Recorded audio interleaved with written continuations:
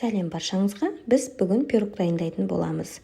Ең алдымен қамырын дайындаймыз. Қамырына бізге керекті заттар: су, сұйық май, қопсытқыш, яғни разрыхитель, тұз және де ұн керек болады. Осылардың барлығын жақсылап тұрып араластырып аламыз. Мен қолмен араластырдым. Сіз өз қалауыңызша араластырсаңыз болады. Жақсылап тұрып араласқан қамырды осындай жұп-жұмсақ болып шығады. Оны холодильникке салафанға салып қоямыз. Одан кейін ары қарай салмасын дайындаймыз. Салмасына бізде ет, асқабақ, жуа, картошка керек болады. Осылардың барлығын жақсылап тұрып кубиктап турап алып, дәміне қарай тұзбен бұрышын салып, ары қарай жаңағы холодильниктегі қамырымызды шығарып, оны екіге бөлеміз. Екіге бөлінген қамырды осылайынан жаямыз.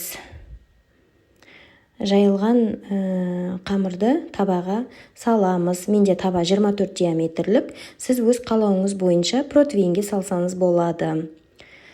Оны табаға жақсылап тұрып орналастырып, жан-жағын осындай әдемілеп жаямыз.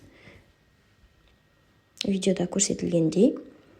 Одан кейін үстіне салмасын саламыз. Салманы салып болғаннан кейін жаңағы екінші бөлігінде жақсылап тұрып жайып, үстіне жабамыз.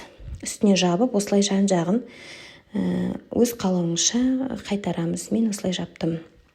Одан кейін бұның үстін кішкене ғана тесік қалдыратын боламыз. Себебі пирог дәмді, тәтті болып, жұмсақ болып пісуі үшін. Одан кейін бір жұмыртқаны жақсылап тұрып араластырып үстіне жағамыз.